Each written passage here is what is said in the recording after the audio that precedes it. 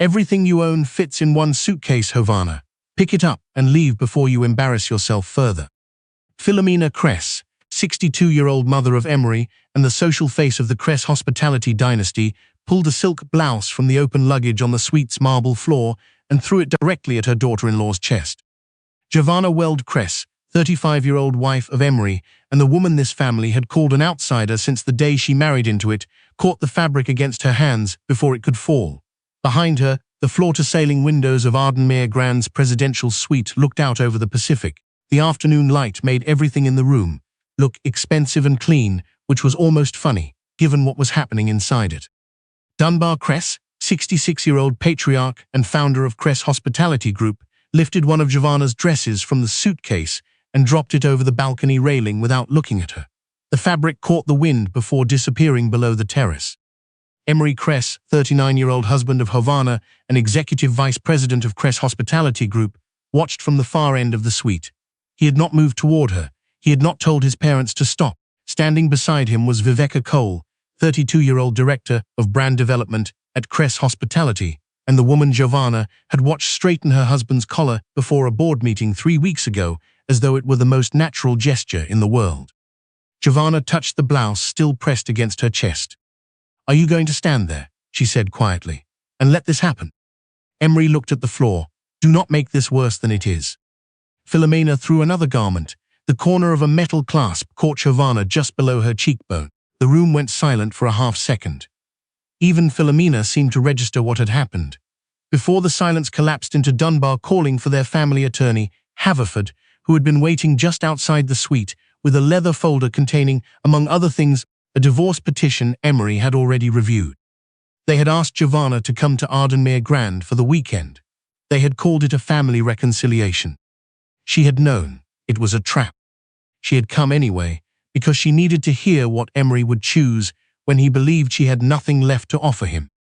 Now Haverford set the divorce petition on the suite's dining table. Dunbar told his son to sign it. Viveka placed her hand against Emery's back, and Emery, the man who had once stayed at Giovanna's father's bedside through an entire night simply because she had asked him to, lowered a pen to the document and signed his name. What none of them knew, what Emery had never bothered to ask, was that Giovanna Weld Kress was the sole heir to the Weld Capital Trust, established by her late father, Silas Weld, one of the most quietly powerful real estate and hospitality investors in the country. Through Weld Capital Holdings, her trust held 74% of Kress Hospitality Group's controlling shares. It had held those shares for 16 months, since the night Giovanna authorized an emergency acquisition to pull Kress Hospitality back from the edge of insolvency. She had done it quietly. She had done it without telling anyone outside her own legal team, because the company had 2,800 employees, and she had not wanted them to panic. She had also done it because Emery had come home that night, ashen-faced and exhausted, sat at the kitchen table without taking off his coat, and told her he thought his family was going to lose everything they had spent 40 years building. She had held his hand across the table until after midnight. Then she had called her attorney, Bet Crane, and told her to begin the acquisition process before sunrise. Emery did not know that. He had woken the next morning to news that an investment group called Weld Capital had stepped in to rescue the company. He had called it a miracle. He had never asked who was behind it. There were things about Giovanna that Emery had simply never thought to ask. She had grown up using her mother's maiden name. Her father, Silas, was a private man who had kept his daughter's connection to his holdings deliberately obscured, partly to protect her, and partly because he had watched enough wealthy families unravel under the weight of inherited expectation to believe that the best gift he could give her was a life in which people responded to who she was, not what she owned. Giovanna had gone through college and a decade of professional life as Giovanna Weld, the daughter of a man most people in their social circle had never heard of. Before their wedding, she had told Emery that her father had left her a trust with private investments. Emery had nodded, assumed it was something modest, and never revisited the subject. The prenuptial agreement his father had insisted on, drafted to protect the Kress family assets, contained a clause preserving each spouse's separate and inherited property. Dunbar had believed he was protecting Ardenmere from a woman who brought nothing to the marriage. He had, in effect, protected Giovanna's 74% controlling interest from his own son. She had known this for months. She had also known, for slightly less time, that Emery was in love with someone else. It had started the way these things always do in retrospect, with a detail that was almost nothing. A bracelet, specifically. Antique gold, shaped like two small laurel branches joined at the stem. Emery had asked Giovanna to help him choose it 4 months ago, standing in a jeweler's showroom on a Tuesday afternoon. He said it was a retirement gift for a long-time Cress Hospitality general manager who had served the company for 28 years. Giovanna had selected the piece carefully, had asked about the woman's preferences, had thought about what would actually feel personal rather than corporate. She had seen that bracelet on Viveka Cole's wrist at a company gala 6 weeks later. The inside of the bracelet, which she had not been close enough to read, was later confirmed by her attorney to contain an engraving.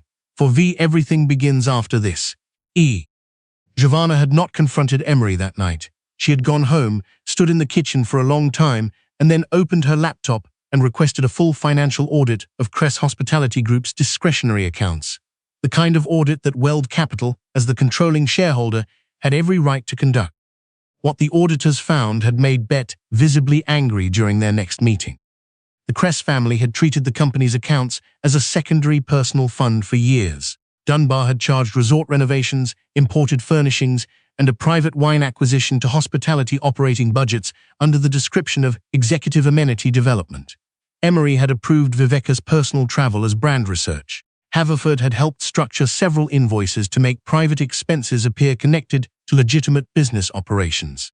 A finance officer named Caldwell, who had been with the company for 9 years and had once tried to flag the irregularities to Emery directly, had been quietly reassigned to a regional back office after raising his concerns. Giovanna had read each finding carefully. She had also read Caldwell's original memo, which Emery had marked as reviewed and filed without response. The weekend at Ardenmere Grand had arrived before the audit was complete. She had gone because she needed one thing no financial document could give her: the answer to whether any part of her marriage was still worth protecting. She had her answer now. Giovanna picked up her suitcase from the floor. Philomena moved to block the suite's main entrance. "You're not leaving until we know what you're taking with you," Philomena said. "My belongings," Giovanna replied. "Cress family jewelry has a habit of disappearing." Adele Quinn, 48-year-old general manager of Ardenmere Grand, and one of the few people at the resort who had treated Giovanna with consistent professional respect, stepped forward from the hallway. She had helped carry Giovanna's luggage to the room herself that morning. "I handled Mrs. Cress's bags personally," Adele said. "I was present for the unpacking. There is no Cress family property inside." Dunbar pointed at her. "This is a private family conversation." Philomena reached past Giovanna and dragged the suitcase onto the balcony. When Giovanna moved to stop her, Dunbar stepped between them, and then Philomena began throwing again. By the time a second blouse had landed at Giovanna's feet, Viveka had quietly taken out her phone. Emery had still not moved. Giovanna stood on the balcony with the Pacific behind her and looked at her husband one final time. "I needed to know," she said, "what you would choose while you believed I had nothing." Emery frowned. "What does that mean?" She didn't explain. She gathered what remained of her clothing from the balcony floor, placed it in the suitcase herself, closed the zipper, and walked toward the service corridor. Adele was already there, holding the door.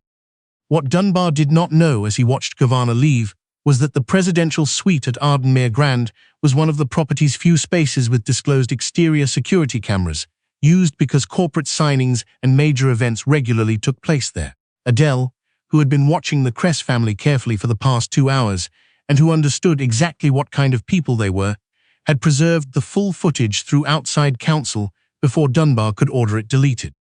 Outside, a black car was idling near the loading dock. Giovanna's assistant, Una, 29, had positioned it there 2 hours earlier. Una knew exactly who Giovanna was. She had worked directly for Weld Capital Holdings for 3 years, which meant she had also spent those years watching Giovanna navigate a marriage in which the people closest to her had no idea she was the one keeping them standing. Una did not ask how the meeting had gone. She could see the mark on Giovanna's cheek. She pulled into traffic without speaking. After several blocks, she reached across the console and held Giovanna's hand.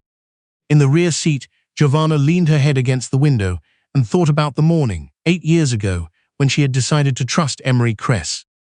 She had been at a hotel industry conference, the kind of event her father occasionally asked her to attend on behalf of one of his companies.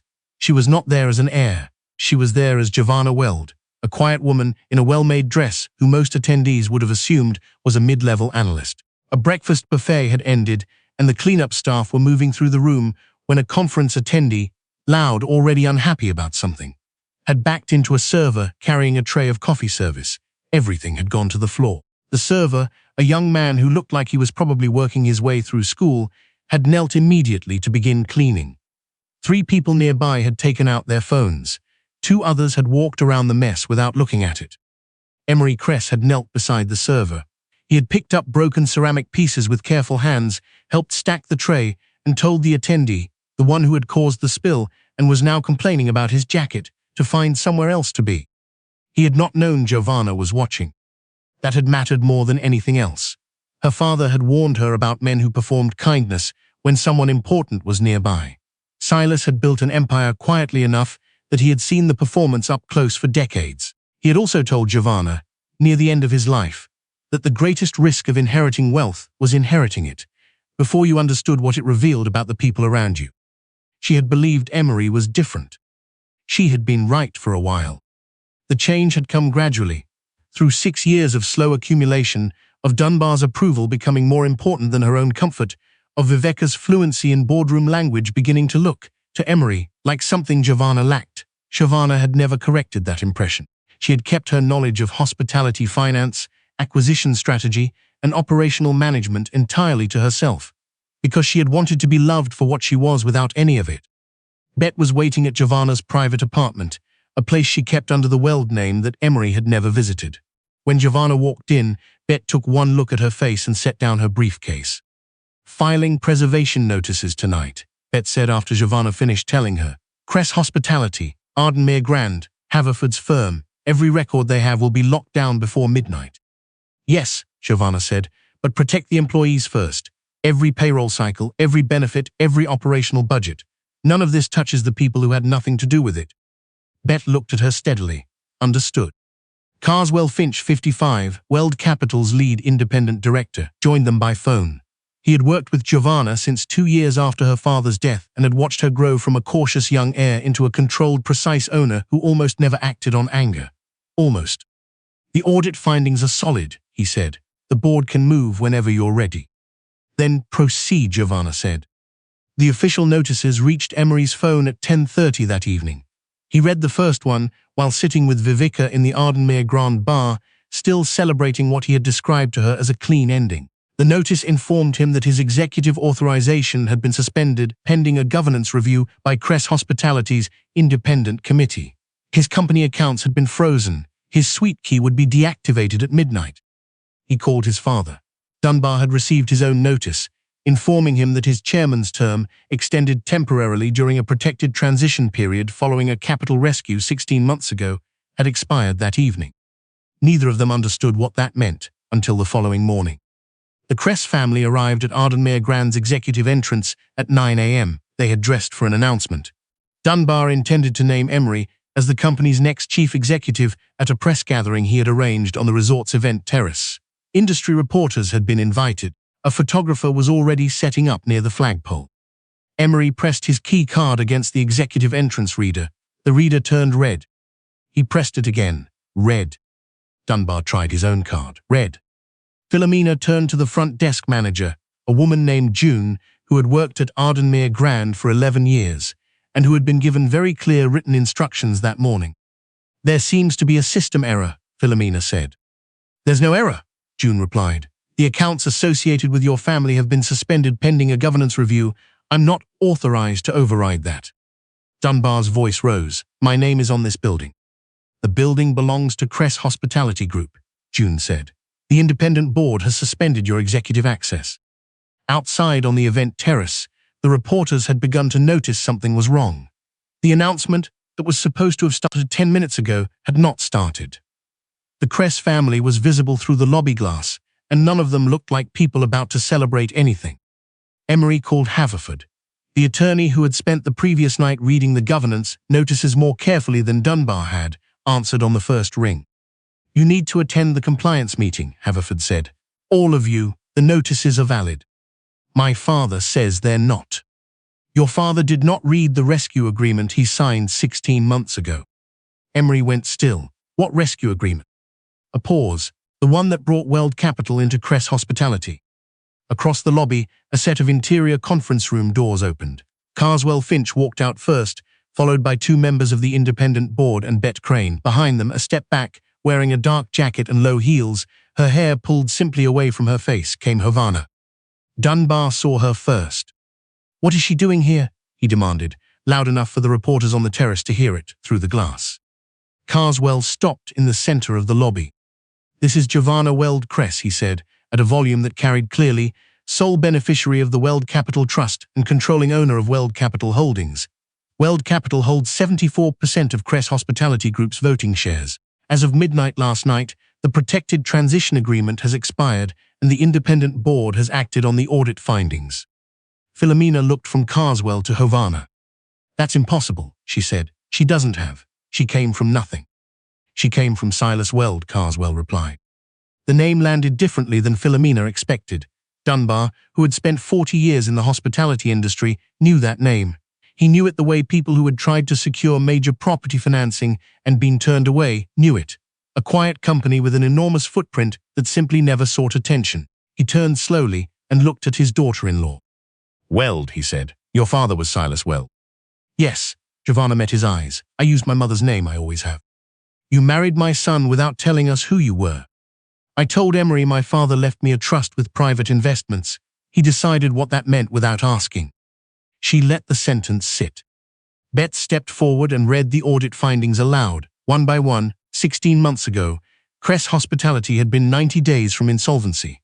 It could not cover vendor payments, could not meet the next quarter's debt service, had already begun quietly delaying maintenance contracts. Giovanna, through Weld Capital, had authorized an emergency acquisition of 74% of the company's controlling shares, covered 4 critical payroll cycles, and renegotiated 2 supplier contracts that Cress Hospitality had been unable to service. She had then agreed to allow Dunbar to remain as chairman during a protected transition so that employees, guests, and lenders would not panic. During that same period, Dunbar had charged $1.4 million in personal resort improvements to company operating accounts. Emery had approved $340,000 in undisclosed personal travel. Vivica had submitted $180,000 in falsified brand development expenses. Caldwell, the finance officer who had raised concerns, had been quietly reassigned without cause. The findings were read out in a lobby full of reporters who had come expecting to hear about a CEO announcement in a building that the Cress family had believed for 40 years was simply theirs. Emery walked toward Giovanna while the reading was still in progress. "You knew," he said. "You knew the whole time." "I knew my father left me a trust. You chose not to ask what was in it." "You let us." He stopped. He looked at the lobby around him, at the reporters visible through the glass, at his father standing next to luggage that no bellman was moving to collect. "Why?" Emery asked. The anger had left his voice. What was underneath it was rawer and much harder to look at. "Because I needed to know what you would do when you believed I owned nothing," she said. "Not what you would do after you found out I owned everything." He looked at the bruise below her cheekbone. He had no answer to it. He had known, standing on that balcony, that what was happening was wrong. He had known it and chosen Vivica and his father's approval anyway, because he had somewhere along the way decided that Giovanna's patience meant she would always absorb what he asked her to absorb. He had confused her silence with permission. She had not come back to this lobby to hear him apologize. She had come because she was the company's controlling owner and because what happened today was going to happen correctly, with accurate information, on the record, in front of witnesses, and the Cress family was not going to be allowed to define this story before she did. The independent board elected an interim chief executive that afternoon. It was not Emery. It was not anyone the Cress family had chosen. It was Adele Quinn, who had worked 14-hour shifts without complaint, who knew every housekeeper on the property by first name, and who had quietly preserved the security footage on the worst afternoon of Giovanna's recent life because she understood what was right without being asked. The consequences that followed arrived not through any dramatic order from Havana, but through the weight of what the Cress family had already signed, documented, and chosen. Dunbar's personal guarantees, used to support resort debt in ways the rescue agreement had explicitly prohibited, allowed lenders to pursue recovery through his private holdings. Emery lost his executive position, his corporate residence, and the professional credibility he had spent 15 years constructing. Vivica's expenses were detailed in full in the public governance record. Her professional reputation did not survive the specificity. Caldwell was brought back. He was given a different title and a different reporting line. He did not work for anyone named Cress anymore. Giovanna did not appoint herself to any role at Cress Hospitality. She remained the controlling owner of Weld Capital and let the people who had demonstrated competence under pressure run the company they had actually kept running. She introduced independent expense reviews, strict corporate aircraft policies, and a protected reporting channel for financial concerns. The kind of structural changes that made it difficult to do what the Cress family had done, regardless of who held the chairman title. Several months after the lobby confrontation, a letter arrived at Weld Capital's office address. She recognized Emery's handwriting before she opened it. He did not ask her to reconsider the divorce, which had been finalized under the same separate property terms his father had insisted on before their wedding. He wrote about the server at the breakfast buffet. He said he remembered it clearly. The spilled tray, the young man on the floor, the people who had walked around the mess. He wrote that he had not known she was watching. He wrote that he wished he could go back to being the person who had not known and behave accordingly. He said he understood that this understanding came too late to be useful to her. She read the letter twice, then she put it in a drawer. She did not respond, but she also did not throw it away, which was more than she had expected to feel. On the morning Cress Hospitality announced its first employee profit-sharing program in company history, Giovanna was on a commercial flight, standard seat, heading north to visit the company's Seattle property. She had not used the corporate aircraft. She did not intend to. From the window, somewhere over the mountains, she watched the wing of the plane catch the light and hold it.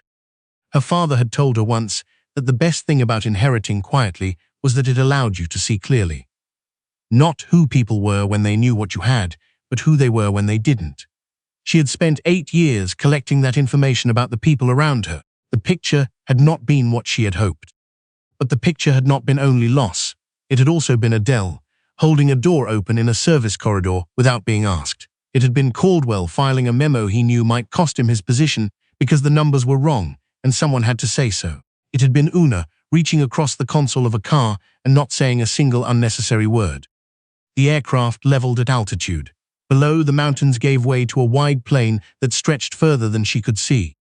Giovanna settled back in her seat and opened the quarterly report Carswell had sent that morning. The numbers were good. The company was stable. Every employee had received their full paycheck throughout the entire period of the investigation, exactly as she had required, because that had been the only condition she would not negotiate. She had not won because she was wealthy. She had simply refused to disappear when the people around her decided she had nothing worth staying for. She had stood still and let them show her who they were. And then she had done what her father had taught her. She had protected the people who depended on the company, separated them from the recklessness of those who ran it, and left the evidence to speak without her hand on its throat. Outside the window, the wing held its angle against the sky, steady and unhurried, carrying the weight of everything beneath it the way it was built to do, without announcement, without apology, and without any need for the ground to understand how.